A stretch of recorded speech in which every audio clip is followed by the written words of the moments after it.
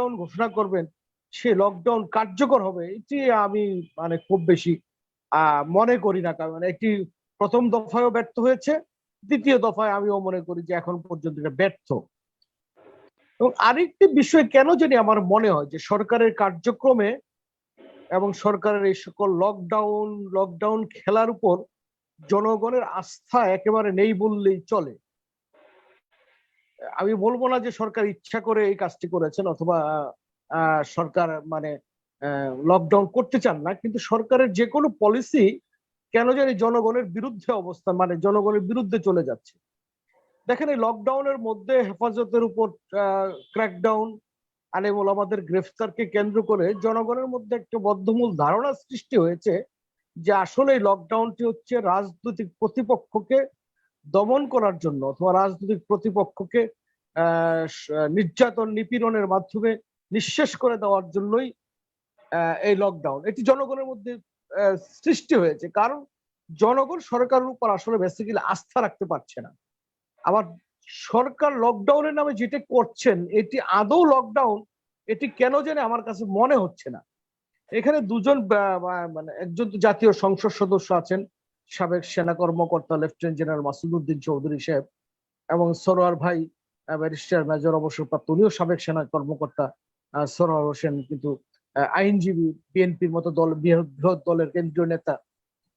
আমরা যতটুকু বুঝি যে আসলে কি লকডাউন মানে না, লকডাউন কি সরকার করেছে নাকি লকডাউনের নামে এক ধরনের জনগণের সাথে পরিহাস করেছে। আমি এখন পর্যন্ত যেটি বলতে চাই যে বাংলাদেশের এই মানে আর্থিক অবস্থা, সামাজিক অবস্থা, এই অবস্থা বিবেচনা করে লকডাউন কতটুকু কার্যকর এটিও কিন্তু মাথায় রাখতে হবে। শুধু ঘোষণা করে দিলেই হবে না। এবং সরকারের পক্ষে 1 মাস, 1.5 মাস, 2 মাস মানুষের ঘরে ঘরে খাদ্য পৌঁছে দেওয়া আসলে কি সম্ভব কিনা? সম্ভব হতো যদি একেবারে প্রথম থেকেই আমি মনে করি দেশপ্রেমিক সেনাবাহিনীকে এইটিকে কার্যকর করার জন্য উদ্যোগ নেওয়ার মানে দায়িত্ব প্রদান করা হতো। যেটি সরকার করলেন, প্রথম দফা আমরা দেখলাম যে পরিমাণ ত্রাণ সরকার বন্টন করলেন, তার অধিকাংশ ত্রাণ সরকার দলীয় অথবা তথাকথিত মানে নির্বাচিত প্রতিনিধি যাদেরকে আমরা বলি ইউনিয়ন পরিষদ চেয়ারম্যান, মেম্বার, উপজেলা চেয়ারম্যান, তাদের পেটে চলে গেল, সরকারি দলের নেতাদের পেটে চলে গেল। আর এই দ্বিতীয় দফার লকডাউনের কোন ত্রাণ দেওয়ার সংবাদ আমি অন্তত দেখিনি গণমাধ্যমগুলিতে। গত পরশুদিন বোধহয় মাননীয় ত্রাণ মন্ত্রী বলেছেন, একটা নাম্বার দিয়েছেন, সেই নাম্বার দিয়ে বলেছেন যে কারো ঘরে খাদ্য না থাকলে সে নাম্বারে কল করলে খাদ্য পৌঁছে যাবে। আমি সেটির নিচে শত শত মানুষের কমেন্ট দেখলাম যে প্রত্যেকে নেগেটিভ, মানে যে ভাইগুলি বাদ দেন, এগুলো বহু টেলিফোন করা হয়েছে, কেউ তার মানে কি? মানে হলো সরকারের কোনো কার্যক্রমের উপরই বেসিক্যালি আস্থা রাখতে পারছে না জনগণ। অন্যদিকে আপনাকে আরেকটি বিষয় আমাদের মাথায় রাখতে হবে যে আমার মনে হয় যে লকডাউনের চেয়ে আমরা যদি স্বাস্থ্যবিধিকে বেশি কার্যকর করতে পারতাম, এবং মাননীয় প্রধানমন্ত্রীর আমি মনে করি যে এখনো সময় রয়েছে, মাননীয় প্রধানমন্ত্রী বাংলাদেশের সকল গণতান্ত্রিক নিবন্ধিত রাজনৈতিক দলগুলোকে আহ্বান করে যদি বসতেন, মানে বসে যদি একটি জাতীয় ঐক্যমত সৃষ্টি করতে সক্ষম হতেন এবং জনগণ যদি বুঝতো আসলে যে একটি মহামারী একটি প্রতিবেশী রাষ্ট্র ভারতে যেভাবে আঘাত করেছে, দিল্লি, পশ্চিমবঙ্গের অনেক খবর তো এখনো আসছে না। আমি গতকালকে দেখলাম দিল্লি একটি হাইকোর্ট, মানে প্রাদেশিক হাইকোর্ট দিল্লি নির্বাচন কমিশনকে মানুষ হত্যার দায়ে অভিযুক্ত করেছেন। তাহলে এই যে বিষয়গুলি আসলে মানে আমাদেরকে একেবারে হেলায় ফেলায় ফেলে দিলে হবে না। আমাদের এই ব্যাপারে সরকারকে যেমন উদ্যোগ গ্রহণ করতে হবে, ঠিক একইভাবে রাজনৈতিক দলগুলোকে উদ্যোগ গ্রহণ করতে হবে। যদিও জাতীয় পার্টির নেতা ওনারা নিজেদেরকে বিরোধী দল দাবি করেন, তারপর আমি বলবো যে মহাজোটের শরীর হিসাবে আপনারা আছেন, সেই বিরোধী দল কিভাবে এটা নিয়ে তো নানান প্রশ্ন রয়েছে। তারপর আমরা আহ্বান করব মাননীয় প্রধানমন্ত্রীকে এবং আপনারা যারা মহাজোটের শরীর, আপনাদেরও সে দায়িত্ব রয়েছে যে অন্তত প্রধানমন্ত্রীকে বলা যে এই মুহূর্তে জনগণকে রক্ষা করার জন্য, বাংলাদেশকে রক্ষা করার জন্য জাতীয় ঐক্যমতের কোনো বিকল্প নেই। কারণ এই মহাব্যাধি, ভারতের উপর যে মহাভয় আক্রমণ শুরু হয়েছে, এই ব্যাধি যদি বাংলাদেশে ছড়িয়ে পড়ে তাহলে আসলে বাংলাদেশকে রক্ষা করা খুব কঠিন হয়ে যাবে। ছোট্ট একটি দেশ, সেখানে ঘনবসতি, সেখানে আসলে কিভাবে এটি প্রতিরোধ করা হবে, কিভাবে এটি একটি ভয়াবহ ব্যাপার হয়ে দাঁড়াবে, তা আমি লাইভে আছি, মানে আমি এতটুকু ওনার নাম বলতে চাই বলো, যে আর আপনার জাতীয় ঐক্য মোবাইলে 1000 প্রতিষ্ঠার টাকা দেওয়া ক্ষেত্রে হয়েছে। দায়িত্বটি মাননীয় প্রধানমন্ত্রীকে গ্রহণ করতে হবে। এটি যদি গ্রহণ তিনি না করেন অথবা প্রয়োজন বোধ না করেন, তাহলে ইতিহাসের কাঠগড়ায় একদিন হয়তো সকল রাজনীতিবিদকেই দাঁড়াতে হবে। ধন্যবাদ জনাব হুমায়ুন কবির। ধন্যবাদ গোলাম মোস্তফা ভুইয়া। এখন আলোচনায় অংশ নেবেন বিএনপির নেতা, সুপ্রিম কোর্টের সিনিয়র আইনজীবী ব্যারিস্টার মেজর সারোয়ার হোসেন।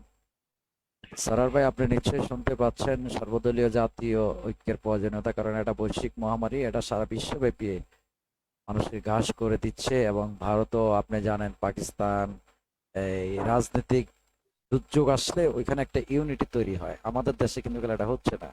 এবং গোলাম মোস্তফা ভুইয়াও তার বক্তব্যে এই কথাগুলো বলছেন।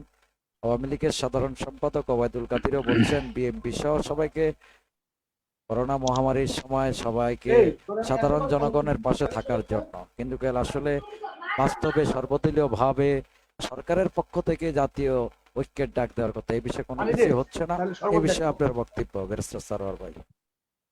মিউট করা। জি, ধন্যবাদ প্রিয় সঞ্চালক।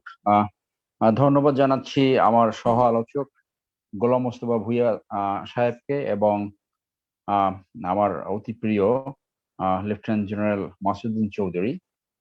আমি আজকে অত্যন্ত আনন্দিত যে আমরা একই প্রতিষ্ঠানে চাকরি করেছি, আর্ম ফোর্সেস ডিভিশনে, এবং আমি যখন সেনাবাহিনী থেকে অবসর নেই, স্যার আমার ফেয়ারওয়েল ডিনারের সিনিয়র ছিলেন এবং he gave me the farewell from army.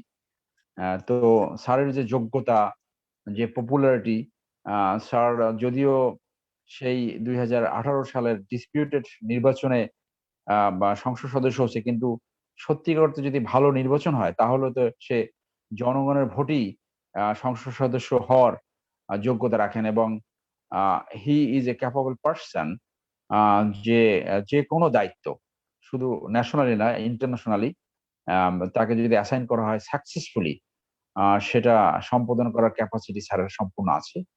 এবং সেনাবাহিনীতেও স্যার অত্যন্ত পপুলার একজন অফিসার ছিলেন। সো এই আলোচনায় স্যারকে পেয়ে ওনারে অনেকদিন বলো পর যে স্যারের স্যার সাথে, আপনি ঢুকেন, শুরু হয়েছে অনেকক্ষণ। জি, বলেন। আজকে আরো ভালো লাগছে যে আজকে এই আলোচনার মাধ্যমে স্যারের সাথে অনেকদিন পর দেখা হলো। তো এবং সে যে রাজনীতিতে নেমেছে সেই জন্য আমি আরো খুশি। কারণ যত বেশি যোগ্য লোক রাজনীতিতে আসবে, না তত রাজনীতির জন্য পজিটিভ হবে।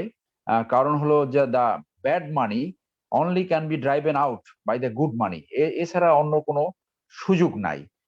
তো আর পৃথিবীর ইতিহাসে বড় ধরনের নেতৃত্ব সেনাবাহিনীর ব্যাকগ্রাউন্ড থেকে আসছে। আমরা যেমনটা জানি যে আমেরিকার 44 জন প্রেসিডেন্টের ভিতরে 34 জন মিলিটারি ব্যাকগ্রাউন্ড থেকে এসছে। এবং তাদের এই because of this process, arm forces, তারা যে কোনো দায়িত্বে ভালো করে। আর অনেক উদাহরণ আছে, সেটা নাই টানলাম। যে প্রসঙ্গ আপনি আজকে এনেছেন, আপনি দেখেন শুরু থেকেই এটা কিন্তু বিএনপি সহ অন্য সব দল বলেছে। এই করোনা আবির্ভূত হওয়ার ফলে আমরা দেখতে পেলাম যে বাংলাদেশের অন্যান্য প্রতিষ্ঠান যেভাবে ভেঙে পড়েছে, স্বাস্থ্য স্বাস্থ্য খাত, শুনতে পাচ্ছেন? জি, শুনতে পাচ্ছি, শুনতে শুনতে পাচ্ছি। পাচ্ছেন? জি জি, শুনতে হ্যাঁ, পাচ্ছি। সরি, একটা, তো স্বাস্থ্য খাত একইভাবে ভেঙে পড়েছে। এবং এই ভঙ্গুর স্বাস্থ্য খাত 2021 থেকে 2020 থেকে 2021-এ কোনো ডেভেলপমেন্ট হয়েছে বলে প্রতীয়মান না। বরং পত্রিকায় নিউজ বেরিয়েছে, কালের কণ্ঠে আপনি দেখেন 2-3 দিন আগে, যে এই করোনা কালেও 381 কোটি টাকা লুটপাট হয়েছে। 9টা হাসপাতাল এটা করেছে। তারা প্রতিটি হাসপাতাল ধরে দেখিয়েছে যে কিভাবে লুটপাট হয়েছে। আজকে স্বাস্থ্য খাতে মিঠু বাহিনী, বিভিন্ন বাহিনী এমন ভাবে এইটাকে লুটপাট করেছে, পর্দা কাণ্ড, বালিশ কাণ্ড, এক্সরে মেশিন কাণ্ড, এই কাণ্ডের কোনো শেষ নাই। অর্থাৎ একটি দেশে যদি সুশাসন না থাকে, ন্যায় বিচার না থাকে, জবাবদিহিতা না থাকে, তাহলে এরকম পরিস্থিতি হয়। আপনি যে ঐক্যমতের কথা বলছেন, সেই ঐক্যমত তো সবাই বলেছে। এবং ইতিহাস সাক্ষী দেয়, পৃথিবীতে যখন এই ধরনের মহামারী অথবা বিপর্যয় ঘটে, যারা ক্ষমতা থাকে তারাই এটার উদ্যোগ নেয়। আপনি যদি সেই 9/11-এর কথা বলেন, আর 9 সেপ্টেম্বরের যে ঘটনা, তখন কিন্তু সেই আমেরিকান গভর্নমেন্ট সবাইকে কিন্তু আহ্বান জানিয়েছিল, আসুন আমরা শোল্ডার টু শোল্ডার কাজ করি। আপনি ভারতে যখন একটা হোটেল আক্রান্ত হয়েছিল, তখন কিন্তু তারা বিরোধী দলকে আহ্বান জানিয়েছিল, আসুন আমরা এই সন্ত্রাস একসাথে মোকাবেলা করি। বাংলাদেশ সহ বিশ্ব আজকে যে মহামারী ফেস করছে, এইটা তো সরকারের দায়িত্ব ছিল যে তারা একটা জাতীয় ঐক্যমত করে একটা পলিসি অথবা একটা সিদ্ধান্ত উপনীত হবে। তারা একটা স্পেশালিস্ট জাতীয় কমিটি করেছে, সেখানে তো বিরোধী দল কারো কাছ থেকে কিন্তু কোনো সাজেশন চায়নি যে আপনারা কারো নাম সাজেশন করবে না।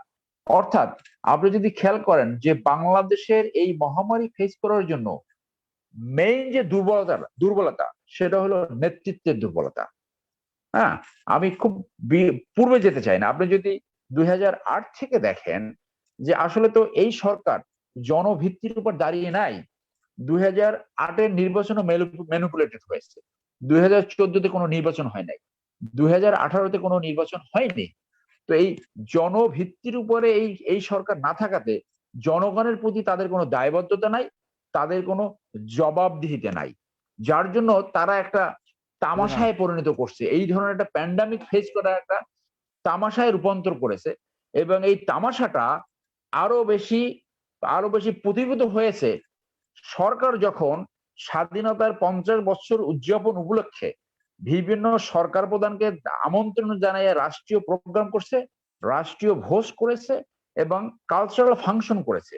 তাতে হয়েছে কি, জনগণ যখন দেখলো যে সরকারই এইটাকে অতটা পাত্তা দিচ্ছে না, তখন এই যে স্বাস্থ্যবিধি মানা অথবা যে সচেতনতার একটা সিরিয়াসনেসটা সম্পূর্ণভাবে কিন্তু অফ হয়ে যায়। আর এইখানে যে বাজেটটা খরচ করেছে, আমরা যতটুকু জানতে পেরেছি 500 কোটি টাকা। আজকে বঙ্গবন্ধুর প্রতি তো সবচেয়ে বেশি সম্মান দেখানো হতো যদি এই টাকাটা করোনা মহামারীর উন্নয়নের খাতে, চিকিৎসার খাতে যদি ব্যবহার করা হতো এবং স্বাস্থ্য খাতে যদি এটা ব্যবহার হতো। কিন্তু এইখানে এই 50 বছরের স্বাধীনতা জীবন উদযাপন উপলক্ষে এবং 101তম জন্মবার্ষিকী উপলক্ষে এইটাকে একটা পেন্ডোরা বক্স ওপেন করেছে। মানুষের ভিতরে সিরিয়াসনেস নাই। আপনি সিনেমা হল খুলে দিয়েছেন, বিচ খুলে দিয়েছেন, অফিস আদালত খুলে দিয়েছেন, পলিটিক্যাল প্রোগ্রাম খুলে দিয়েছেন।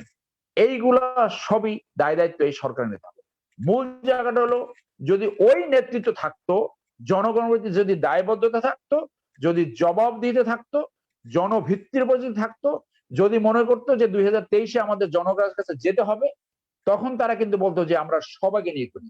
এই যে জাতীয় রাষ্ট্রীয় প্রোগ্রাম গুলো, এই প্রোগ্রাম তো এক পার্টির প্রোগ্রাম হয়েছে, এক পার্টির। এখানে তো অন্য কাউকে আমন্ত্রণ জানায় নাই, কাউকে এখানে সংশ্লিষ্ট করা হয়নি। সো রাষ্ট্রটা এমন জায়গায় পৌঁছেছে যে এইটা যদি কেউ ভাবে যে শুধু একটা দল ভাবে যে এই দেশটা তার, কিন্তু এই দেশ তো সকলের। এই দেশের যারা জন্মগত নাগরিক, আমরা যারা অন্য দল করি, অন্যান্য দলের সদস্য, আমাদের এই দলের ভালো মন্দ নিয়ে কথা বলা, এই দেশের ভালো মন্দ জাতীয় স্বার্থে, জনগণের স্বার্থে কথা বলার অধিকার প্রত্যেকটা নাগরিকের আছে। আজকে আপনি সরকারের সমালোচনা করতে পারবেন না, তাহলে আপনার ডিজিটাল নিরাপত্তা আইনে আপনাকে ফাঁসিয়ে দিয়ে আপনাকে 3 বছরের জেল, আপনাকে ট্রায়াল হওয়ার আগে আপনাকে 3 বছর খাটাই দেবে, এরকম পরিস্থিতি সৃষ্টি হয়েছে। অর্থাৎ এমন একটা ভয়ের আবহ সৃষ্টি হয়েছে যে কোনো মানুষ কথা বলতে পারবে না। অথচ আজকে যদি আপনি ইন্ডিয়াতে দেখেন, ইন্ডিয়াতে চতুর্থ স্তম্ভ নামে কলকাতায় একটা টকশো হয়। সেই টকশোতে আমি দেখলাম যে প্রধানমন্ত্রীকে বলছে প্রধানমন্ত্রী একটা লায়ার লায়ার লায়ার, এবং কোথায় কোথায় মিথ্যে কথা বলছে সমুদ্র দিয়া। আজকে কি বাংলাদেশের কোন নাগরিক এরকম কথা বলতে পারবে? ট্রাম্পকে একটি লোক হোয়াইট হাউসের সামনে অর্ধ ন্যাংটো হইয়া বাজে কথা লিখে সেইখানে 24 ঘন্টা সেখানে প্রোটেস্ট করলো, একটা পুলিশ কিছু বললো না, একটা আইন শৃঙ্খলা বাহিনী কিছু বললো না, তাদের স্পেশাল সার্ভিস কিছু বললো না। সেইটা হলো ডেমোক্রেটিক চর্চা। অর্থাৎ জনভিত্তির উপর একটা সরকার না থাকলে, জবাবদিহি না থাকলে, তখন তাদের এই সরকার আর জনভিত্তি থাকে না। তখন তারা মানুষের পরিবর্তে কোন প্রভুকে এপিস করতে চায়, পার্শ্ববর্তী দেশের ব্লেসিং চায়, আইন শৃঙ্খলা বাহিনী, ইন্টেলিজেন্স সংস্থা, এদের নিয়ে রাষ্ট্র চালাতে চায়। মূল জায়গাটা ওই জায়গা। আজকে যদি নেতৃত্বের সেই কোয়ালিটি থাকতো, তাহলে কিন্তু তারা সর্বদলীয় ঐক্য গঠনের আহ্বান এটা জানছে। এবং সরকারি দল আরেকটা কথা, ক্ষমতাসীন দল আরেকটা কথা বলে যে বিএনপি কি করে, অথবা জাতীয় পার্টিকে বলবে তারা কি করে, অন্য কি করে। এই কথা কেন আপনি বলবেন? আজকে আমেরিকান প্রেসিডেন্ট কি বলছে নাকি যে বা কংগ্রেস তারা কি করতেছে, বিরোধী দল কি করতেছে? আজকে আপনি ব্রিটিশ প্রধানমন্ত্রী কি বলতেছে নাকি যে লেবার পার্টি কি করতেছে? ইভেন ইন্ডিয়া তারা বলতেছে যে কংগ্রেস কি করতেছে? মূল দায়িত্ব হয়েছে আপনাদের, রাষ্ট্র চালাচ্ছেন আপনারা, আপনারা ক্ষমতাসীন, আপনারা প্ল্যান করবেন, জনগণ ট্যাক্স নেন, রাষ্ট্রের সমস্ত সমস্ত প্রশাসন আপনার হাতে। You are the leader, you are in the treasury bench. তো সেটা না করে আপনি দায়িত্ব পালন করবেন না, আপনি অন্যদিকে বলবেন যে আজকে বিরোধী দল কেন দাঁড়ায় না। তার মানে হলো যে আপনার দায়িত্বে আপনি অবজ্ঞা প্রকাশ করে উদুর পিণ্ডি বুদুর করে চাপাচ্ছেন। আজকে আমরা আশা করব নেতৃত্বের সেই কোয়ালিটি আওয়ামী লীগ ডিসপ্লে করতে পারে, সেই কোয়ালিটি ডেমনস্ট্রেট করতে পারে যে তারা একটা ঐক্যের ডাক দেবে,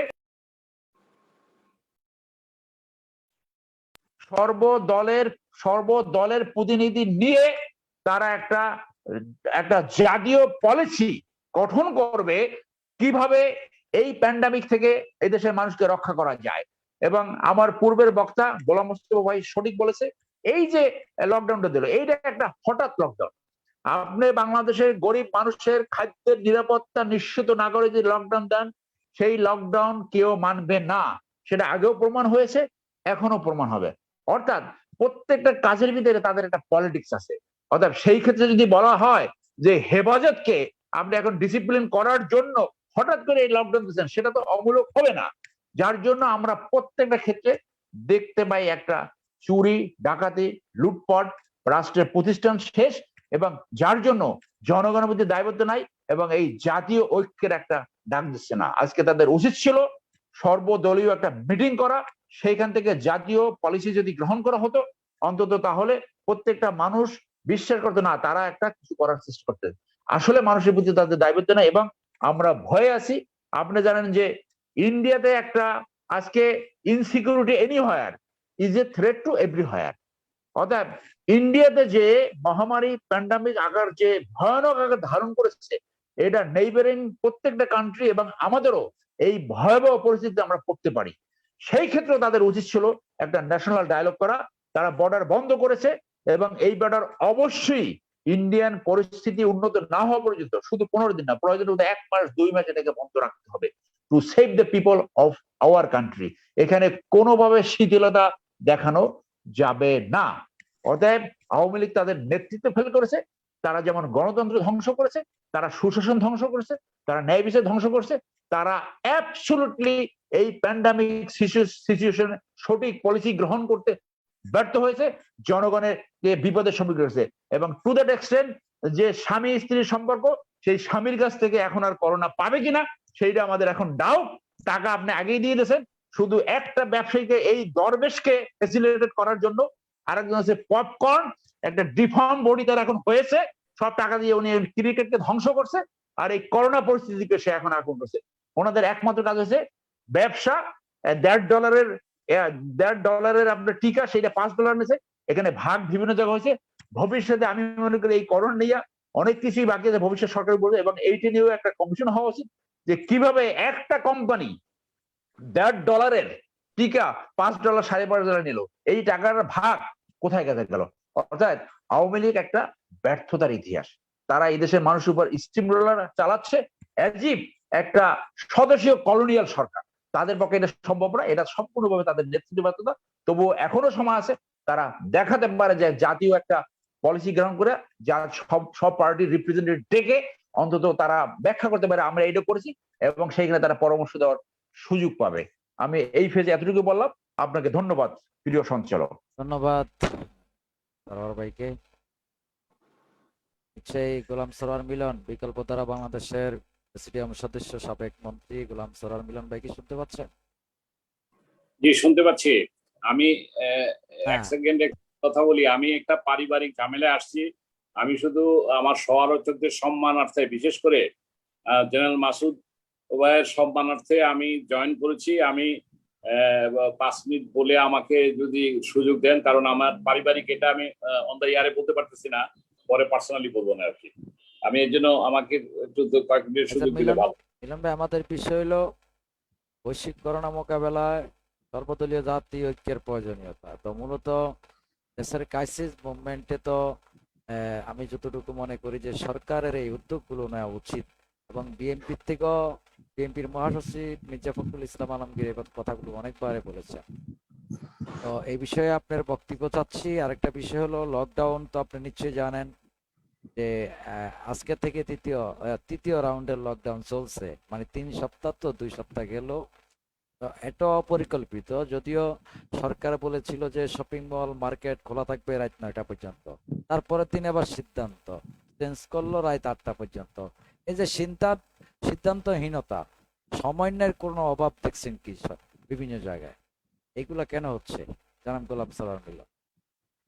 ধন্যবাদ প্রিয় সঞ্চালক এবং আজকে উপস্থিত সহ আলোচক, যাকে আমার আত্মার সাথে সম্পর্ক, আমার শ্রদ্ধেয় জেনারেল মাসুদুদ্দিন চৌধুরী, আমার অত্যন্ত কাছের সারোয়ার ভাই, ব্যারিস্টার সারোয়ার ভাই এবং মোস্তফা ভাই, সবাইকে প্রাণ ঢালা শুভেচ্ছা দিয়ে আমি আমার আন্ডারস্ট্যান্ডিং কিংবা আমার মতামতটা আপনাদের কাছে পেশ করছি। আপনাকে ধন্যবাদ এমন একটি আয়োজনের জন্য, এবং আমি আরো খুব ভালো হতো বেশিক্ষণ সময় ধরে আপনাদের সাথে লম্বা আলোচনা থাকতে পারলে। তারপরও আমি আমার কথাটা বলে যাই, কারণ আমার একটা পারিবারিক একটা ঝামেলা হয়েছে, পরে বলবো। তো যাই হোক, প্রথম কথা হচ্ছে যে বৈশ্বিক মহামারী মোকাবেলায় সর্বদলীয় ঐক্য, এটা তো একটা খুবই সুন্দর স্লোগান হতে পারে, কিংবা বাস্তবসম্মতভাবে তাই হওয়া উচিত নীতিগতভাবে, কিন্তু বাস্তবে কি এটা হচ্ছে না। এখন এই দায়টা আমি মনে করি সরকারের, এই উদ্যোগটা উচিত সরকারের নেওয়া। যদি না হয় দায়টা সরকারের উপরই আসবে, আমি যেটা বুঝি। এটা হলো সিম্পল কথা, 1 নম্বর। 2 নম্বর হচ্ছে যে আজকে যে বৈশ্বিক মহামারী যেটা হয়েছে, আমাদের দেশের যে রাজনৈতিক যে অবস্থা, সেই অবস্থার কারণে আমি মনে করি যে এই ঐক্যবদ্ধভাবে সেই মোকাবেলাটা করা উচিত। এখানে জেনারেল মাসুদুদ্দিন চৌধুরী আছেন, ইতিহাসে আমি বলবো যার নাম 111-এ ওয়ান অফ দা উনি নায়ক ছিলেন, এবং এটা জনগণের আকাঙ্ক্ষা পূরণে সমর্থ হতে যাচ্ছিল। যাই হোক, সেটা ওনাদের মধ্যেই হয়তো কারো উচ্চ অভিলাষের কারণে সেটা হয় নাই, সেটা অন্য ইতিহাস, আমরা সেই আলোচনায় যাব না। আমি ওনার রেফারেন্সটা টানলাম, উনি আজকে জাতীয় পার্টি করেন, সেজন্য উনি জাতীয় পার্টিতে থেকে আজকে একটা ঐক্যবদ্ধ একটা, আমি কি বলবো, একটা রাজনৈতিক আমরা যদি জোট করতে পারি, এবং অন্তর্ভুক্তিমূলক সমাজ, অন্তর্ভুক্তিমূলক রাজনীতি, অন্তর্ভুক্তিমূলক আমাদের রাজনৈতিক কালচারটাকে যদি আমরা প্রতিষ্ঠা করতে পারি, তাহলে আমরা দেশের সুশাসন এবং সুষ্ঠু রাজনৈতিক সংস্কৃতি গড়ে তুলতে পারবো। আপনি যেটা বললেন সঞ্চালক সাহেব, আপনি যে স্লোগানটা এলেন, আমি সারোয়ার ভাইয়ের বক্তব্য শেষে কিছু বলেছি, উনি সুন্দর কথা বলেছেন, আমি তার সাথে অধিকাংশ ব্যাপারে সহমত পোষণ করছি। কারণ কথা হলো যে এই দেশটা আমাদের, মুক্তিযুদ্ধের আকাঙ্ক্ষা ছিল 30 লক্ষ শহীদের রক্তের বিনিময়ে দেশটা আমরা এনেছি। আমাদের সেদিনকার আকাঙ্ক্ষাটা কি ছিল? যে আমরা গণতান্ত্রিক একটি বাংলাদেশ চাই, আমরা একটি অর্থনৈতিক মুক্তি সম্পন্ন বাংলাদেশ চাই, আমরা সামাজিক ন্যায় বিচারের একটি বাংলাদেশ চাই। মাননীয় প্রধানমন্ত্রী শেখ হাসিনার নেতৃত্বে দেশ এগিয়েছে, এটা অস্বীকার করার উপায় নাই। কিন্তু পাশাপাশি বৈষম্য বেড়েছে, পাশাপাশি দুর্নীতি বেড়েছে, এবং যেটা হয়েছে যে আজকে সুবিচারের ঘাটতি আছে, ন্যায় বিচার আমরা প্রতিটা ক্ষেত্রে প্রতিষ্ঠিত হয়নি। আমি সাদাকে সাদা, কালোকে কালো, আমি নির্ম অবস্থান থেকে কথাটা বলার চেষ্টা করছি।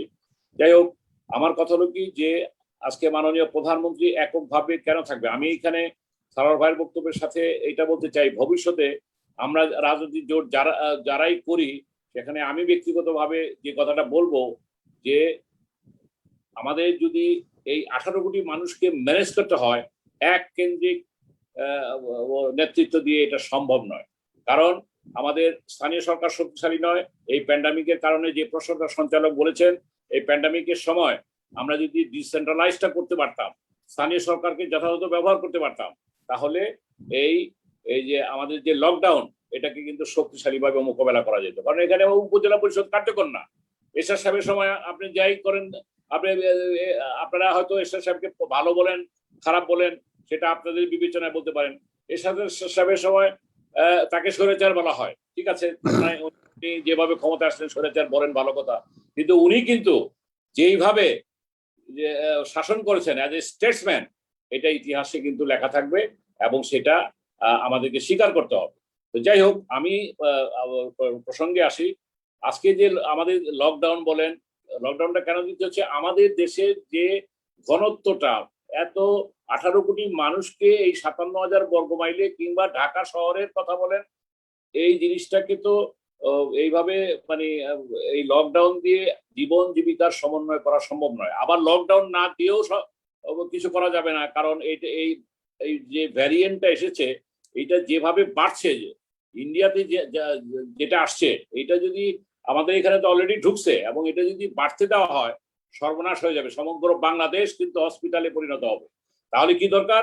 আজকে একটা ঐক্যবদ্ধ একটা সমাজ, ঐক্যবদ্ধ একটা রাজনীতি, একটা প্ল্যাটফর্ম।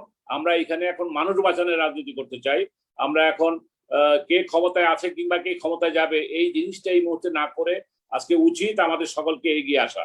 এবং আমি মাননীয় প্রধানমন্ত্রীকে আহ্বান জানাবো যে উনিও যেন সেরকম একটা ডাক দেয় সবাইকে, সেইভাবে মানুষকে সচেতন করার জন্য এবং এই লকডাউন কে কার্যকর করার জন্য, কিংবা লকডাউনকে শিথিল করে যে ব্যবস্থাটা করা হয়েছে, এটাকে স্বাস্থ্যবিধি মানার ব্যাপারে একটা ঐক্যবদ্ধ প্রয়াস আমাদের প্রয়োজন।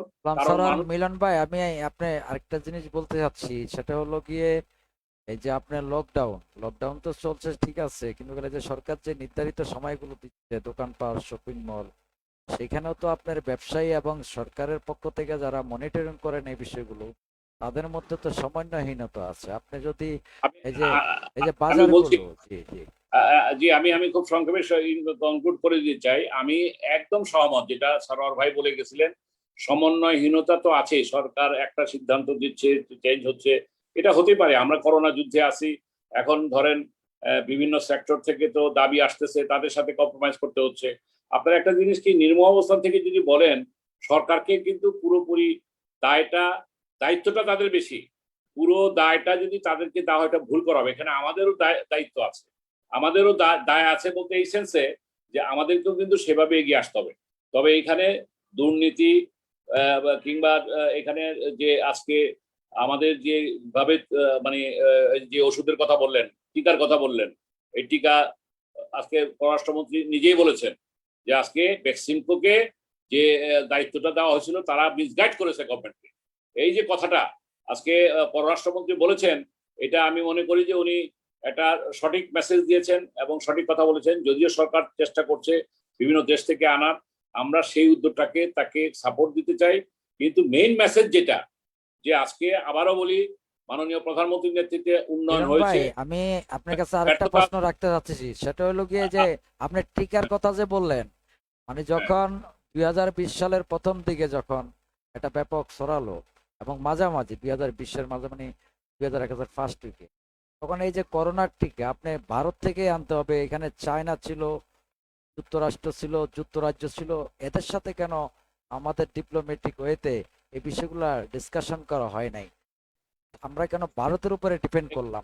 আপনি যে প্রসঙ্গটা টানছেন, আমি এখানে বিজ্ঞ আলোচকরা আছেন এখানে, আমার স্নেহের এখানে মোস্তফা ভাই ভালো বলতে পারবে, সারোয়ার ভাই তো বলেছেন আরো ভালো বলতে পারবেন, বিশেষ করে জাহান সাহেব তো উনি আরো পাণ্ডিত্যের সাথে বলবেন। আমি শুধু এটুকু বলি, এখানে চায়না এবং ইন্ডিয়ার এই যে ব্যালেন্স করে রাজনীতি করাটা বাংলাদেশে মাননীয় প্রধানমন্ত্রী যেটা করছেন, এখানে ইন্ডিয়া আমাদের শোনেন, আপনি বউ বদলাইতে পারবেন কিন্তু পার্শ্ববর্তী প্রতিবেশীকে আপনি বদলাইতে পারবেন না। যে যাই বলুক, আমি খুব বলি, আজকে আমরা এইখানে ভারত যে কাজটা করেছে, ভারতকে আমাদেরকে আন্ডারস্ট্যান্ডিং এ রাখতে হবে। যদিও ব্যক্তিগতভাবে আমি মোদির কিন্তু নীতির বিরুদ্ধে, তার হিন্দুত্ববাদের কারণে। সুতরাং এখানে তারা যেটা দিয়েছে আমরা ওয়েলকাম করেছি, নিয়েছি, এটা কোনো অসুবিধার কিছু নাই। পাশাপাশি মাননীয় প্রধানমন্ত্রী একটা কাজ করেছেন, উনি কিন্তু চায়নার সাথে ট্রেড পলিটিক্সটা যেভাবে উনি ব্যালেন্স করতেছেন, যেটা ইন্ডিয়া পছন্দ করছে না, এই টিকার ব্যাপারেও সেটা করছেন। এখন ইন্ডিয়া কিন্তু কথা রাখে নাই, তাদের দেশেরই অবস্থা খারাপ। এখন আপনি যে তারা তো অক্সিজেন দিতে পারবেন, এরপরে আমাদের দেশে যদি এরকম খারাপ অবস্থা হয়, অক্সিজেনের প্রবলেম হবে, টিকার প্রবলেম হবে। অলরেডি গভর্নমেন্ট যদিও স্পুটনিক ফ্রম রাশিয়া যে টিকাটা এটা আনার ব্যবস্থা করা হচ্ছে, চায়না থেকে আনার ব্যবস্থা করা হচ্ছে, এগুলো সবকিছু জানেন। আমি যে জায়গাটা আসতে চাই, আমি কথা শেষ করতে চাই, অন্যরা বলবেন, সেটা হলো কি যে আজকে আমরা দেশটাকে বাঁচাতে চাই। দেশ ক্রান্তিকালে এই করোনা যুদ্ধে মানুষকে যদি না বাঁচাতে পারি, মানুষ কিন্তু এমনি রাজনীতির প্রতি আমাদের প্রতি কিন্তু তাদের অনীহা চলে আসছে। মানুষ কিন্তু এখন মাঠে নামে না, আন্দোলন করলেও মাঠে নামে না। আর এই সময় মাঠে নামারও অবস্থা নেই করোনার কারণে। তাহলে কি করতে হবে? আজকে আমাদেরকে যার যার অবস্থান থেকে এই সাধারণ মানুষের কাছে থেকে সহযোগিতা করে আমাদের কিন্তু আস্থা অর্জন করতে হবে। দেখেন এইবার কিন্তু এই রোজায় কিন্তু অনেক গরিব ছোট ব্যবসায়ী তারা কিন্তু খাওয়া পাবে না কিংবা সাহায্য পাবে না, বিত্তশালীরা এগিয়ে আসতেছে না। এই গত 1 বছর আগেও যে করোনায় যে মানুষরা সাহায্য করছে কিছু কিছু, এবার কিন্তু কেউই করছে না। আমার উচিত এই মেসেজটা দেওয়া উচিত সবার পক্ষ থেকে যে আমরা এগিয়ে আসতে চাই। এবং পাশাপাশি আমি লাস্ট কথা আমাদের ঐক্য হচ্ছে প্রধান আমরা ঐক্যবদ্ধ একটি রাজনৈতিক জোট প্ল্যাটফর্ম করতে চাই আগামী দিনের ভবিষ্যৎ বাংলাদেশের, অর্থনৈতিক বাংলাদেশের, গণতান্ত্রিক বাংলাদেশের, গণতন্ত্রকে প্রতিষ্ঠা করার বাংলাদেশের জন্য একটা জোট তৈরি হোক। এবং সেটা আমার ব্যক্তিগত অপিনিয়ন, আমি মনে করি সেটা জাতীয় পার্টির নেতৃত্বে হতে পারে। এই কথা বলে আমি আপাতত বিদায় নিচ্ছি। তারপর আপনাদের সাথে এই সুযোগ হলে আমি আবার যোগ দিব। ধন্যবাদ। আসসালামু আলাইকুম। ধন্যবাদ গোলাম, ধন্যবাদ গোলাম সরওয়ার মিলন ভাইকে। এখন আমাদের সাথে এখন আলোচনায় অংশ নেবেন জাতীয় পার্টির প্রেসিডিয়াম সদস্য, জাতীয় পার্টির প্রতিরক্ষা বিষয়ক উপদেষ্টা, ফেনী 3 থেকে মাননীয় সংসদ সদস্য লেফটেন্যান্ট জেনারেল মাসুদ উদ্দিন চৌধুরী। আপনি নিশ্চয়ই এতক্ষণ গোলাম সরওয়ার মিলন এবং ব্যারিস্টার সরওয়ার সাহেব সবার বক্তব্য শুনছিলেন। আমাদের বিষয় হলো বৈশ্বিক মহামারী মোকাবেলায় সর্বদলীয় জাতীয় ঐক্যের প্রয়োজনীয়। এই বিষয়ের উপরে আমাদের আলোচনা। আপনার বক্তব্য পেশ করুন জনাব মাসুদ উদ্দিন চৌধুরী। ধন্যবাদ হুমায়ুন কবির ব্যাপারী। শুভেচ্ছা জানাচ্ছি আমার সাথে আজকে যারা সহ আলোচক আছেন সবাইকে। অনেক বিজ্ঞ রাজনীতিবিদ আমার সাথে আজকে আলোচনা করছেন। তাদের যে রাজনৈতিক প্রজ্ঞা আছে, রাজনৈতিক অভিজ্ঞতা আছে, তার সাথে আমার রাজনৈতিক অভিজ্ঞতার কোনো তুলনাই চলে না। ওনারা যেভাবে আজকে অনেক বছর থেকে রাজনীতির মাঠে চলাচল করছেন। আর আমার আরেকজন অত্যন্ত প্রিয় এখানে মেজর সারোয়ার, ব্যারিস্টার সারোয়ার আছেন। সবার প্রতি আমার শুভেচ্ছা জানাচ্ছি। আর এই পর্যন্ত বাংলাদেশে আমাদের করোনায় আক্রান্ত হয়ে যারা মৃত্যুবরণ করেছে তাদের আত্মার মাগফিরাত কামনা করছি। এবং আমাদের আজকে এই অনুষ্ঠান যারা সরাসরি দেখছেন বা পরে দেখবেন, সবার প্রতি রইল আমার শুভকামনা। কোভিড-19 এই প্রবলেমটা সারা বিশ্বে ছড়িয়ে গেছে। এমন কোনো দেশ সম্ভবত বাকি নেই যেখানে দুর্ভোগ পোহাতে হচ্ছে না। তো বাংলাদেশের সিচুয়েশনটা অন্যদের চাইতে খুব বেশি আলাদা না, বাট কমপ্লেক্স, অনেক বেশি কমপ্লেক্সটা এই কারণে বলবো আমি, আমাদের জায়গাটা খুব ছোট। এই ছোট্ট জায়গায় প্রায় 18 কোটি মানুষ আমরা বসবাস করি। এই 18 কোটি মানুষের মধ্যে সচেতনতা আনা, যেটা সরকার অনেক চেষ্টা করে করার পরেও কিন্তু এখন পর্যন্ত আমরা দেখি না আমাদের জনগণের মধ্যে সচেতনতা ঠিক যেভাবে আসা দরকার ছিল সেভাবে আসছে। তো এটা একটা ফ্যাক্টর। এখন হঠাৎ করে গত এই মার্চ মাস থেকে আমাদের করোনার প্রাদুর্ভাব আবার যেমন করে অনেক বেশি বেড়ে গেল গত বছরের তুলনায়। গত বছরের এই সময়টাতে যে পরিমাণ লোক আক্রান্ত হতো বা মারা গেছেন তার চেয়ে সংখ্যার দিক থেকে অনেক অনেক বেশি হয়ে গেছে। এখন মৃত্যুর সংখ্যায় প্রায় 100± চলাচল করছে। গত বছর এই সময় 30 বা 40-এর কোটা ছিল। এত কিছুর পরেও কিন্তু সচেতনতার যথেষ্ট অভাব কিন্তু এখনো পরিলক্ষিত হচ্ছে। আর সরকারি তরফ থেকে আসি আমি ডিসিশন মেকিং এর মধ্যে আমার মনে হয় না মানে খুব প্রপার অ্যানালাইসিস করে ডিসিশন গুলো নেওয়া হচ্ছে। আপনি যখন বলেন লকডাউন আবার বলেন কঠোর লকডাউন, মানে কঠোর লকডাউন মধ্যে আমাদেরকে বোঝানো হলো যে মশা মাছিও নড়াচড়া করতে পারবে না, এমন একটা অবস্থা হতে যাচ্ছে। কিন্তু বাস্তবে আমরা কি দেখছি, সেই একই লকডাউন যখন ঘোষণা করা হলো তার সাথে কলকারখানা খোলা রাখা হলো, যেখানে হাজার হাজার লক্ষ লক্ষ লোক প্রতিদিন কলকারখানায় যাচ্ছেন আসছেন। তো এদের মাধ্যমে কি সংক্রমণ হচ্ছে না? আমরা কি ধরে নিচ্ছি এই লক্ষ লক্ষ লোক সবাই করোনা থেকে একদম নেগেটিভ হয়ে বসে আছেন, তাদের কোনো দিয়ে প্রবলেম নাই? আবার এই গত একদিন 25 তারিখ থেকে খুলে দেওয়া হলো দোকানপাট, সেখানে এগেন হাজার হাজার মানুষ দোকানে ভিড় করবে, দোকান চলবে। বাস ছাড়া প্রত্যেকটা গণপরিবহন চলছে। আজকে ঢাকা শহরের টেলিভিশনে যে চিত্র আমরা দেখেছি, বাস ছাড়া সবগুলো গাড়ি চলছে। তো এটা কোন ধরনের মকারি হচ্ছে বুঝতে পারছি না।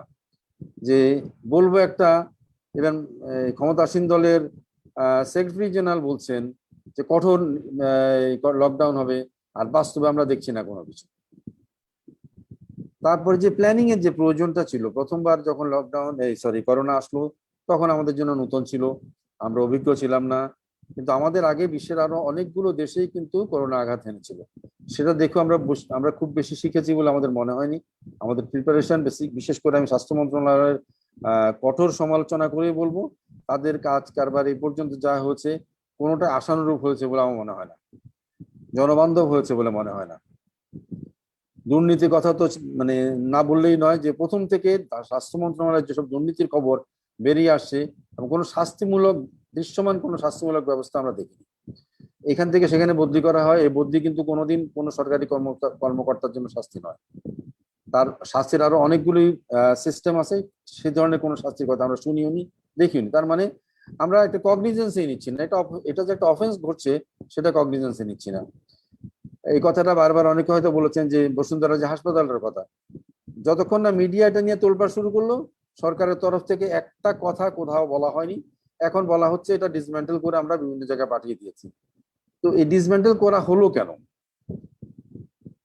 আমরা কি মনে করেছিলাম করোনা শেষ হয়ে গেছে, ঢাকা শহরের লোকদেরকে করোনার আঘাত করবে না? যদি এটা আমরা মনে করে থাকি তাহলে আমার কিছু বলার নেই। আর যদি মনে করে না থাকি, যদি মনে করে থাকি যে করোনা দ্বিতীয় ওয়েভ আসবে, তৃতীয় ওয়েভ আসবে, এখন হেলথ মিনিস্টার তৃতীয় ওয়েভের কথা বলছেন, তো দ্বিতীয় ওয়েভ যে আসবে, যেটা আমরা এর আগে ইউরোপের বিভিন্ন দেশে দেখেছি সেকেন্ড ওয়েভটা অ্যাটাক করেছে, তো আমরা কেন বসেছিলাম সেকেন্ড ওয়েভের জন্য প্রিপারেশন কোথায়? আমার কয়টা আইসিইউ আমরা গত 1 বছরে বাড়িয়েছি।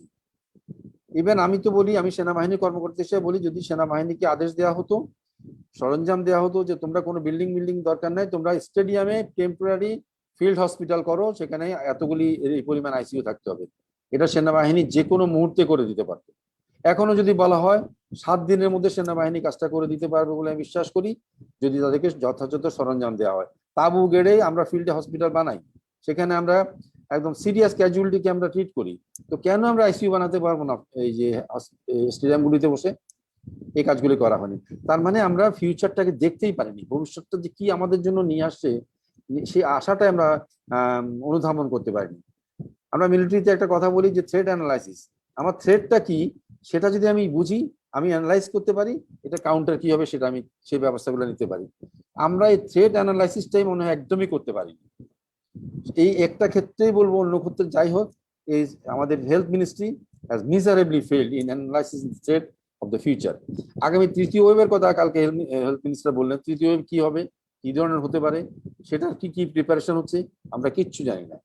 এই যদি অবস্থা হয় ম্যানেজমেন্টের, তো সেখানে দুর্ভোগ পোহানো ছাড়া আমাদের আর জাতি হিসাবে কোনো উপায় নেই। এখন আজকে যে টপিকটা আপনি দিয়েছেন, বৈশ্বিক মহামারী মোকাবেলায় সর্বদলীয় জাতীয় ঐক্যের প্রয়োজন, এইটার কোনো ডিবেট করার সামান্যতম কারণও নেই, সামান্যতম গ্রাউন্ডও নেই। আমরা এটা তো একটা দুর্যোগ এবং মহা দুর্যোগ। তো মহা দুর্যোগে আমি সরকার হিসাবে আমি অন্যদের সুপারিশ নিতে পারবো না কেন? আমি গ্রহণ করি কি আর না করি সেটা পরের কথা, সুপারিশটা নিতে আমাদের কি আপত্তি ছিল? বারে বারে এটা পলিটিক্যাল পার্টিগুলি থেকে বলা হয়েছে, বিভিন্ন দল থেকে বলা হয়েছে, কিন্তু সরকার সামান্যতম পদক্ষেপ গ্রহণ করেনি। একটা কারিগরি কমিটি করেছেন, ভালো কথা, কারিগরি কমিটি সুপারিশ দিচ্ছে, সেসব হয়তো কাজ হচ্ছে।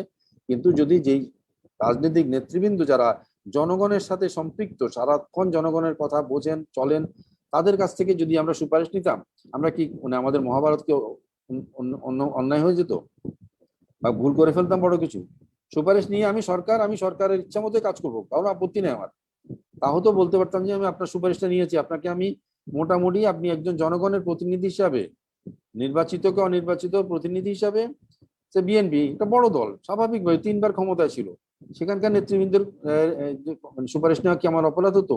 অন্যান্য আমাদের অনেক দল আছে, 10-14 দলীয় জোট আছে, 20 দলীয় জোট আছে, প্রত্যেক নেতৃবৃন্দকে ডেকে যদি আমরা একটা দুটা সভা করে কিছু আইডিয়া নিতাম, কিছু সাব কমিটি করে দিতাম যে আপনারা এই সেক্টরে সুপারিশ করেন, আপনারা এই সেক্টরে সুপারিশ করেন, তাহলে আমাদের তো কোনো ক্ষতি তো হতো না। সেই কাজটা কেন করা হয়নি? যেটা সাধারণত পৃথিবীর যে কোনো দেশেই যখন জাতীয় দুর্যোগ আসে, সেই দুর্যোগ মোকাবেলায় সব দলেরই মতামত নেওয়া হয়, সুপারিশ নেওয়া হয়। আপনি just go back to Kargil ওয়ারের সময় আপনারা খেয়াল করেছেন, আমার নিশ্চয় মনে আছে, আমি ইন্ডিয়ান এই মিডিয়াকে খুব ফলো করতাম ওই সময়টা। সেখানে বিজেপি কংগ্রেস সবাই মিলে কিন্তু একসাথে আলোচনা করছেন, একসাথে সুপারিশ দিচ্ছেন, সেই হিসাবে সরকার তাদের পদক্ষেপ গ্রহণ করছে। এই ধরনের সামান্যতম কোনো ইঙ্গিত বা চিহ্ন আমরা দেখিনি। এটা না দেখার কারণ হতে পারে সরকার, অবশ্যই সরকার যারা চালাচ্ছেন তারা অনেক অভিজ্ঞ মানুষ। তারা মনে করেন যে আমরা সব বুঝি, আমরা যা বুঝি সেটাই ভালো বুঝি, অন্য কারো আমাদের সুপারিশের দরকার নেই, কারণ বুদ্ধিরও দরকার নেই। এটাই যদি অ্যাটিটিউড হয় তাহলে আর কারো কিছু বলার থাকবে না। কিন্তু আমরা মনে করি, রাজনৈতিক দল হিসেবে মনে করি, আমি ব্যক্তিগতভাবে মনে করি, এই মহা দুর্যোগকে মোকাবেলার জন্য আমাদের অবশ্যই সবার মতামত নেওয়া উচিত। সেই মতামতের ভিত্তিতে আমাদের পলিসি ফর্মুলেট করা উচিত। নাও কামিং টু অ্যানাদার অ্যাসপেক্ট, আমরা বিভিন্ন টক শো আমি দেখি এবং দুই একটাতে নিজেও পার্টিসিপেট করেছি। সবাই আমরা খালি আলোচনা করি এই হবে সে হবে, আমরা কিন্তু এই কথাটা বলি না আজকে আমি যদি সেই কমিটিতে যেতাম, সর্বদলীয় একটা কমিটি হতো, হাইপোথেটিক্যালি বলছি, সেই কমিটিতে যেতাম, আমি কি সুপারিশটা করতাম। অ্যাটলিস্ট এই মিডিয়ার মাধ্যমে তো সরকারের কাছে আমরা সুপারিশগুলো পৌঁছাতে পারি। আজকে বিএনপি তরফ থেকে আমাদের যে গোলাম মোস্তফা ভূঁইয়া সাহেব আছেন, আপনি বলেন বিএনপি তরফ থেকে এই সর্বদলীয় কমিটিতে যদি আপনাদেরকে নেওয়া হয়, আপনারা কি কি কথাগুলো বলবেন? এই পয়েন্ট এখানে আসি। সরি, ন্যাপ থেকে, বিএনপি থেকে আমাদের ব্যারিস্টার সারোয়ার আছেন, আপনারা বলেন যে আজকে আমরা সর্বদলীয় কমিটিতে গেলে এই প্রস্তাবগুলো দিতাম, সেটাতে কিন্তু সরকারের একটু চোখ কিছুটা হলেও খুলতো। তো ফর্মালি না বসলেও ইনফর্মাল এই চ্যানেলেও কিন্তু আমরা মেসেজগুলো পাঠাতে পারি, সেটা কিন্তু কেউ করছে না, শুধু সমালোচনাই করে যাচ্ছি। সরকার এ পর্যন্ত যথেষ্ট ভালো কাজও করেছেন, সেটা কিন্তু একজনও আমরা বলি না। এই যে টিকার ব্যাপারে আমরা আজকে সমালোচনা করছি, পৃথিবীর প্রথম যে 20টা দেশ টিকা পেয়েছে তার মধ্যে বাংলাদেশ একটা। সেখানে তো সরকারের একটা বোল্ড স্টেপ, একজনের মাধ্যমে দেখ আর 3 জনের মাধ্যমে দেখ, একটা বোল্ড স্টেপ যে আগে থেকে আমরা কিছু টাকা পে করে জিনিসটা বুক করে ফেলেছিলাম। পৃথিবীর অনেক উন্নত দেশ এই কাজটা করতে পারেনি। কারণ চায়না থেকে কেন আনলাম না, রাশিয়া থেকে কেন আনলাম না, এটা সমালোচনা হতেই পারে।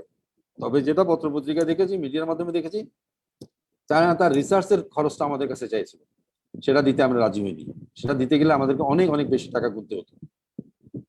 তো আমরা মানে সমালোচনা যখনই করি, একটু আমি ব্যক্তিগতভাবে মনে করি একটু মানে কনস্ট্রাকটিভ সমালোচনা করা দরকার। শুধু সমালোচনাই করবো, ভালো কাজগুলোকে আমরা একদমই গ্রাহ্য করবো না, সেটাও ঠিক হবে না। ভালো কাজ যেটা করেছে সরকারের সেটাও আমরা অবশ্যই বলা উচিত। যেটা আমাদের আমাদের চোখে ভালো মনে হয়নি সেটা সমালোচনা করবো, কনস্ট্রাকটিভ সমালোচনাটা করবো। আপাতত এই বলে আমি শেষ করছি, ধন্যবাদ। জেনারেল মাসুদ উদ্দিন চৌধুরীকে। এখন আবার আলোচনায় অংশ নিচ্ছেন বিএনপি নেতা আইনজীবী ব্যারিস্টার সারোয়ার হোসেন। সারোয়ার, শুনতে পাচ্ছেন?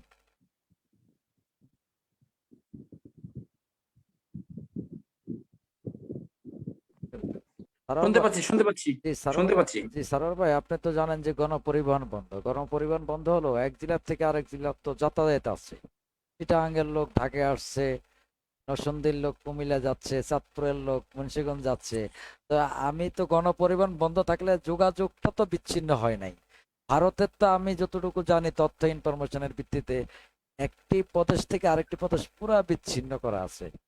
এই জিনিসগুলা কেন হচ্ছে না? আরেকটা বিষয় হলো এই যে মাস্ক পরিধানের আইন, যেটা মানে সংক্রমণ আইন, আপনি সেদিনও বলছিলেন, এই বিধানটা কতটুকু করলে আমাদের জন্য ভালো হয়, এই পরামর্শগুলো আপনার বক্তব্যের মধ্যে চাচ্ছি। কারণ আমরা তো পরস্পরের দোষারোপের রাজনীতি সংস্কৃতি আমার মনে হয় আরো ভবিষ্যতেও থাকবে।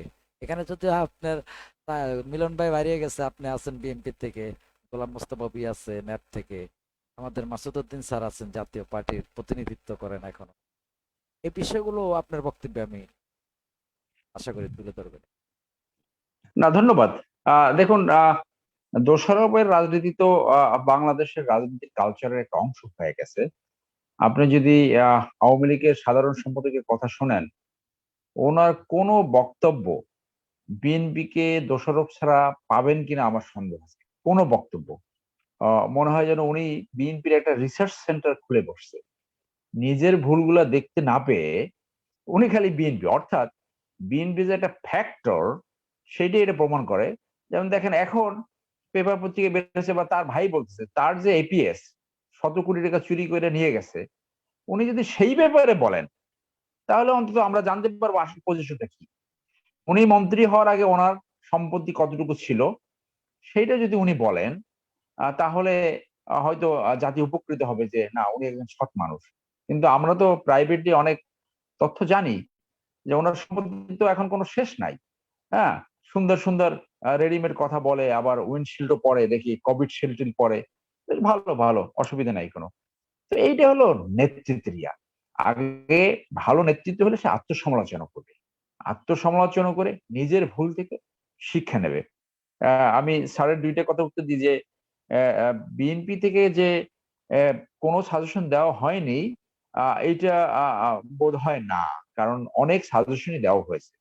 যে প্রেস ব্রিফিং গুলো করা হয় অথবা মহাসচিব, আমি নিজেই জানি যে সেগুলোতে বলা হয়েছে, যেমন এটা বলা হয়েছে যে আপনি যে হঠাৎ করে এই লকডাউন দিলেন, আপনার প্ল্যানটা কোথায়?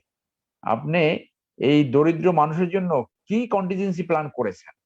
তাদের আগেই যেটা বলেছে যে এই গরিব মানুষের খাদ্য নিরাপত্তা নিশ্চিত না করে এটা তো করতে পারবেন না। আবার খাদ্য নিরাপত্তা যদি আপনি আপনার দলীয় চোর গুন্ডাদের দিয়ে করান, তাহলে সেই খাদ্য মানুষের হাতে পৌঁছবে না, যেটা 2020 সালে হয়েছে।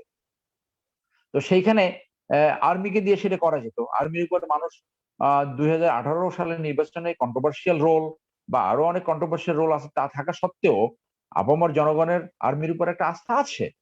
তো আপনি দেখেন 96 থেকে 2001-এ আর্মি কিন্তু ট্রাফিক শৃঙ্খলায় এবং পাওয়ার স্টেশন ম্যানেজ করার জন্য আর্মি ডিপ্লয় করছিল। আমি নিজে সেখানে ডিউটি করেছি। তো এবার আর্মিতে কোনোভাবে ছুবি না, অর্থাৎ আর্মিকে শুধু এই 18-র এই রাতের নির্বাচন কাটার জন্য ব্যবহার করবে, কিন্তু আসল জায়গায় কিন্তু করবে না। এখন আপনি আসেন যে এই চলাচল, আপনি তো হঠাৎ করে চলাচল বন্ধ করতে পারবেন না। আপনি দেখেন ভারতে এখন পর্যন্ত ওই সেন্সে লকডাউন দেয় নাই। পশ্চিমবঙ্গের স্কুল কলেজ সব খোলা। তো যেটা দরকার ছিল মানুষের ভিতরে অ্যাওয়ারনেস বিল্ড আপ, যে এই আবার সেই কথা বলি যে আপনি 50 বছরের পূর্তি উপলক্ষে, স্বাধীনতা উপলক্ষে যেভাবে একটা মিডিয়া হাইপ উঠিয়েছেন, মিডিয়া হাইপ সৃষ্টি করেছেন, সেইটা তো মানুষের সচেতনতা বিল্ড করার জন্য, কনসাসনেস বিল্ড করার জন্য তো সেটা করেন নাই। আজকে তো আপনার মিডিয়া, মেইন মিডিয়া গুলো বলতে পারছেন যে তোমরা 2 মিনিট করে অত জাতির স্বার্থে তুমি অ্যাওয়ারনেস প্রোগ্রাম মানুষকে বলো। আজকে আমাদের সমাজের এটা ফ্যাক্ট যে বড় একটা অংশ নিয়তি নির্ভর। তো এই যে নিয়তি নির্ভর মানুষগুলা যারা বলে আরে করোনা সবাই খারাপ লোককে ধরতেছে, করোনা আমাদের আসবে না, এটা তো তারা তাদের দেখে যে বস্তিতে যদি করোনা আক্রান্ত হতো তাহলে কি হতো। তো ভাগ্য ভালো, নিয়তি নির্ভর হোক এবং আল্লাহর রহমত হোক, সেই সব জায়গায় কিন্তু আক্রান্ত হয়নি। অর্থাৎ তাদের কিন্তু ভিত্তিরা কিন্তু সচেতনতাও তো এখন যেটা বের হয়েছে যে একটি মানুষ করোনা কোনোভাবে সিমটম ছাড়াও ঘুরে বেড়াতে পারে। তো সিমটম ছাড়া যদি ঘুরে বেড়ায় তাহলে তো তার অবশ্যই স্বাস্থ্য বিধি মেনে এবং মিনিমাম মাস্ক পড়তে হবে। সেই ক্ষেত্রে যে আপনার সংক্রমণ বিধির যে বিধানগুলো আছে সেইগুলোই যে আপনার এখানে এনফোর্স করতে হবে, কারণ সেটা তো একটা আইনি ভিত্তি আছে। তো আমি সেই জন্য বলছি বাংলাদেশকে এই ছোট রাষ্ট্রে এই লকডাউন কার্যকরী ইজ ভেরি ডিফিকাল্ট। যেটা হয়েছে আপনি এখন মানুষের চলাচল বন্ধ করতেছেন, মোটরসাইকেলে মানুষ যাচ্ছে, এখন অ্যাম্বুলেন্সে মানুষ যাচ্ছে, প্রাইভেট কারে যাচ্ছে, মাইক্রোজ বাসে হয়তো 500 টাকা আপনি খরচ হতো, এখন 3000 টাকা খরচ করে আসে যাচ্ছে, রিস্ক নিয়ে যাচ্ছে। এইটা তো বাস্তবসম্মত হতো যে কোনো ভাবে স্বাস্থ্যবিধি মাননটাকে এনফোর্স করা। বাসে যদি আপনি বলে থাকেন যে অর্ধেক যাত্রী নিয়ে চলবে, সেইটা এনফোর্সের মেকানিজম আপনার কি, সেইটা না করে আপনি হঠাৎ করে একটা লকডাউন জারি করলেন। এখন এই লকডাউনটা হলো কি, এটা তো মানুষ এখন ফান করে বলে লকডাউন হলো বাস বন্ধ আর সরকারি অফিসারদের পিকনিক ছুটি, কারণ তারা অফিস করে না, ব্যাংকাররা অফিস করতেছে, অন্য অন্য। আর সবচেয়ে এফেক্টেড আরেকটা গ্রুপ হচ্ছে লয়ার, কারণ কোর্ট বন্ধ, কোর্টের মাত্র হাইকোর্টে 3টে বেঞ্চ চলতেছে, 3-4টা বেঞ্চ, এবং লোয়ার কোর্টে অনলি অতীব জরুরি ম্যাটার গুলো হ্যান্ডেল করা হচ্ছে। সো এই জায়গাটা এফেক্টেড। কিন্তু সরকার গভর্নমেন্ট কর্মকর্তা তো এক বেতনও কমবে না। এইখানে কিন্তু এইরকম আলোচনা আসছে, তাহলে এই লকডাউনের সময় বেতনের অর্ধেক দিয়ে বাকি বেতনের অর্ধেক রাষ্ট্র গরিব মানুষকে দিতে পারে, অন্তত সেটা নিয়ে আলোচনা করতে পারে, এরকম আলোচনা আছে। তো এই লকডাউন হলো সরকারি কর্মকর্তাদের ছুটি, আর এইখানে পলিটিক্যালি দমন, আর হলো একটা দেখানো যে কিছু একটা করা হচ্ছে, আসলে বাস্তবে কিছুই করা হচ্ছে না। সেই জন্য ক্লিয়ার সাজেশন যে স্কুল কলেজ আপনি দেখেন কোথাও কিন্তু এরকম 1 বছরের অধিক স্কুল কলেজ বন্ধ নাই, কোথাও বন্ধ নাই। আমরা তো 40 বছরের নিচে কাউকে টিকাই দিচ্ছি না, এবং যারা 20 বছরের তারা তাদের ইমিউনিটি ভালো, কোনো বাচ্চারা ক্যাজুয়ালিটি হয়ে যায় এরকম শোনা যায় খুবই কম। অন্য কোনো কমপ্লিকেশন থাকতে কি 2-1টা বাচ্চা মারা গেছে, এই খবর আমরা। কিন্তু এই অজুহাত সৃষ্টি করে দেখেন স্কুল কলেজ একেবারেই বন্ধ করছে, স্কুল কলেজ ইউনিভার্সিটি বন্ধ করছে। ঠিক আছে, আপনি ইউনিভার্সিটি 2 দিন পরে খুলেন, কিন্তু আপনি হাই স্কুল, কিন্ডারগার্টেন এগুলো তো খুলে যেতে পারছে। যাদের ঘরে বাচ্চা আছে, স্যারের হয়তো নাতি আছে, বুঝতে পারবে এই বাচ্চারা এই কম্পিউটারে ক্লাসে শিখে না, তাই কম্পিউটারে কিভাবে শিখবে। আবার তাদের বেতন কিন্তু পরিপূর্ণ দিতে হবে। অর্থাৎ একটা চরম অব্যবস্থা, একটা সুইট উইলে চলতেছে। ওই প্রধানমন্ত্রীকে যতটুকু ওনার কানে বলে, উনি যেটা কনভিন্স হয় উনি সেটা রাজি হয়, যেটা কনভিন্স হয় না সেটা উনি করে না। অর্থাৎ আমরা এই করোনার নামে একদিক দিয়ে গরিব মানুষের পেটে লাথি মারা হচ্ছে, বাচ্চাদেরকে আপনি একটা অথর্বদের দিকে ঠেলে দিচ্ছেন, আপনি যোগাযোগ ব্যবস্থা বন্ধ রেখে আপনি মানুষের পেটে চাকু মারতেছেন। আপনি 500 টাকা খরচ করার জায়গায় 3000 4000 টাকা খরচ দিচ্ছেন, আপনি তো মানুষ আটকাতে পারছেন না। কঠোর লকডাউন, গরম লকডাউন, এখন নরম লকডাউন, শীতের লকডাউন, মানে কত টার্ম আপনি ব্যবহার করবেন। অতএব এইখানেই তাদের তাদের প্রয়োজন ছিল একটা লিডারশিপ কোয়ালিটি ডিসপ্লে করে, যে স্যার যেটা বলেছেন আমিও বলেছি, যে ইন্টারন্যাশনালি যে একটা যুদ্ধক্ষেত্র মানুষ সবাইকে রাখে, সর্বদলীয় মিটিং হয়, সেখানে তাদের সাজেশন নেওয়া হয়। অন্তত আর কিছু না হলে আপনি তো মানুষকে দেখাতে পারবেন যে আমরা বিরোধী দলকে আস্থায় নিয়েছি। কিন্তু ওই যে মূল সমস্যা, অর্থাৎ জনভিত্তির উপর একটা সরকার যখন না থাকে, তখন তারা মানুষকে ইগনোর করতে পারে, যা খুশি করতে পারে। মানে এ দেশের মানুষের ভাগ্য, এদেশের মানুষের জীবন একটা সুইট উইলের উপরে এখন নির্ভরশীল, যার জন্য তারা কথায় কথায় বিরোধী দলকে দায় চাপাতে চায়, নিজেদের দায়িত্ব পালন না করে। আজকে স্বাস্থ্য খাতের যে দুর্নীতি এক্সাম্পলারি পানিশমেন্ট হওয়া ছিল। আপনি একটা চোরকে প্রশ্রয় দিচ্ছেন, আরো 200 চোর সৃষ্টি হবে। হ্যাঁ, তার মানে কি রাষ্ট্র এজ এ রাষ্ট্র একটা লুটেরা প্রোটেক্টরদের একটা রাষ্ট্র হয়ে গেছে। ওই জায়গা না ঘুরলে আপনার কোনো ব্যবস্থা ঠিক হবে না, স্বাস্থ্য ব্যবস্থা ঠিক হবে না। মহামারীতে কার ভাগ্য আছে, কে চলে যাবে, কে থাকবে, আল্লাহ মালুম জানে। আমাদের এই কথা যারা শুনছে, আমরা আশা করি বাংলাদেশের মানুষ আল্লাহ সেভ করবে। আপনাকে ধন্যবাদ। ধন্যবাদ মেজর সরার হোসেন। গোলাম মোস্তফা ভুঁইয়া কি শুনতে পাচ্ছেন? মিউট করা আছে, আপনার এখানে মিউট করা আছে মোস্তফা ভাই। মিউট করা আছে। গোলাম মোস্তফা ভুঁইয়া মিউট করা আছে আপনার ওইখানে, দেখেন।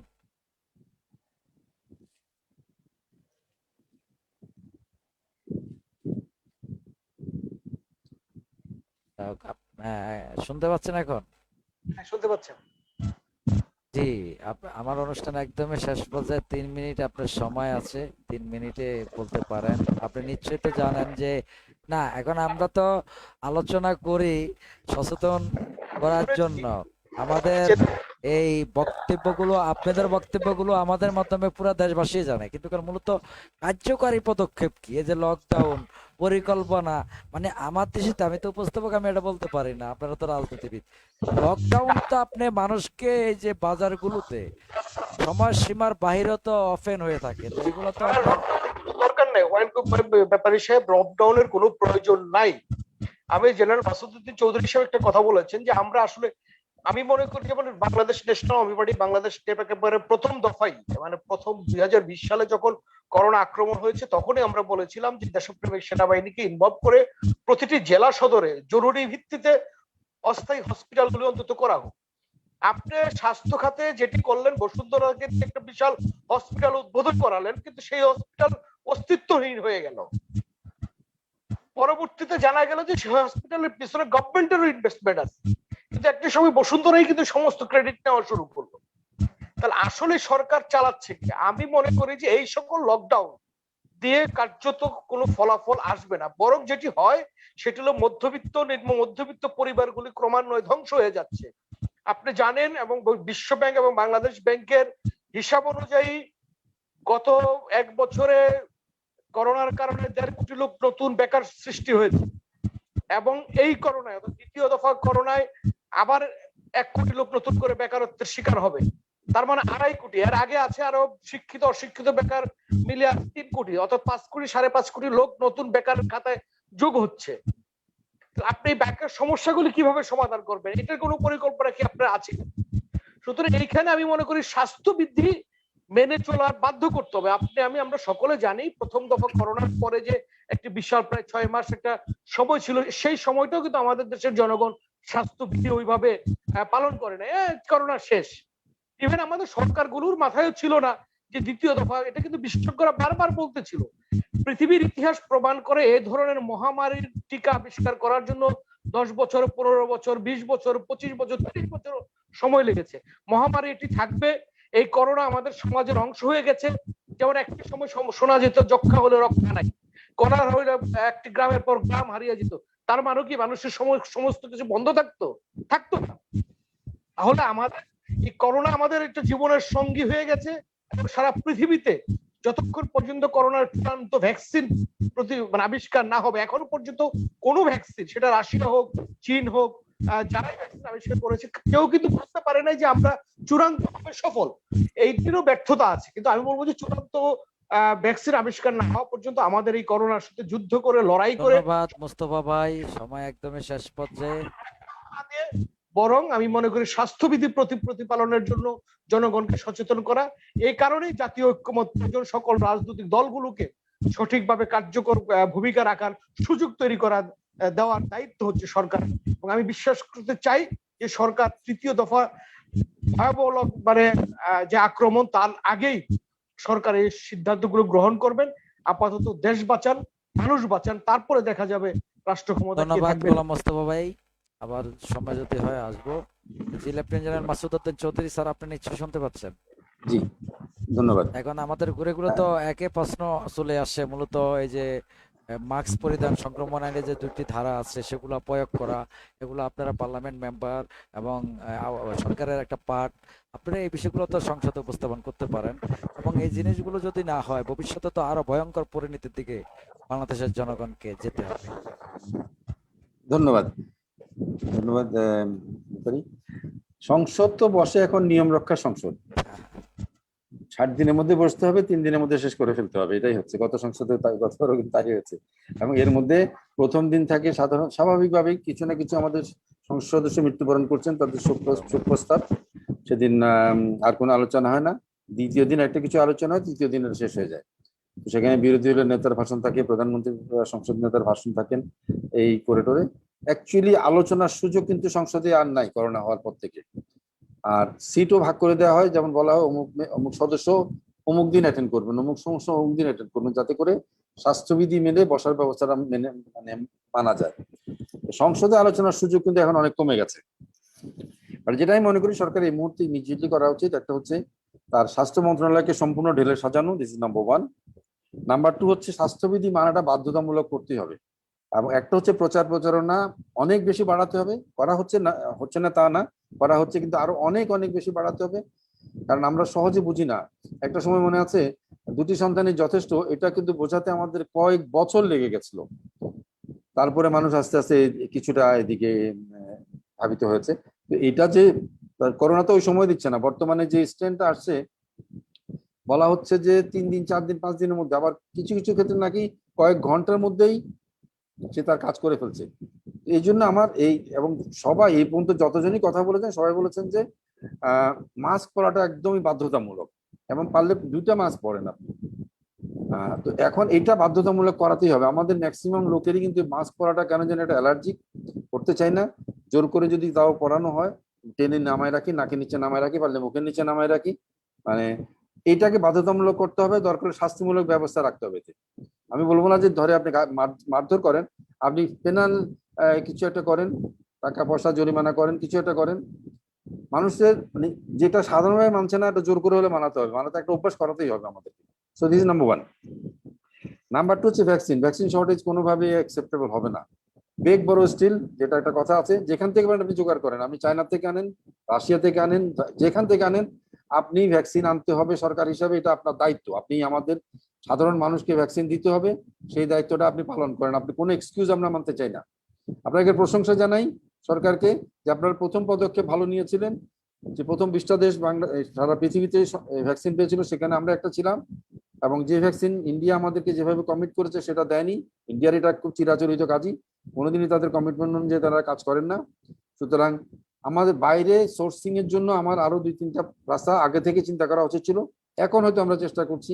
চায়না একটা প্রপোজাল দিয়েছে একটা ভ্যাকসিন ব্যাংকের মতো করে, রাশিয়া একটা প্রপোজাল দিচ্ছে, বাট আমরা অনেক বেশি দেরি হয়ে গেছে। বাট তারপরেও বলবো যত তাড়াতাড়ি সম্ভব আমাদের ভ্যাকসিন আনতে হবে। আমার দেশে আমরা 40-এর নিচে ভ্যাকসিন দিচ্ছি না।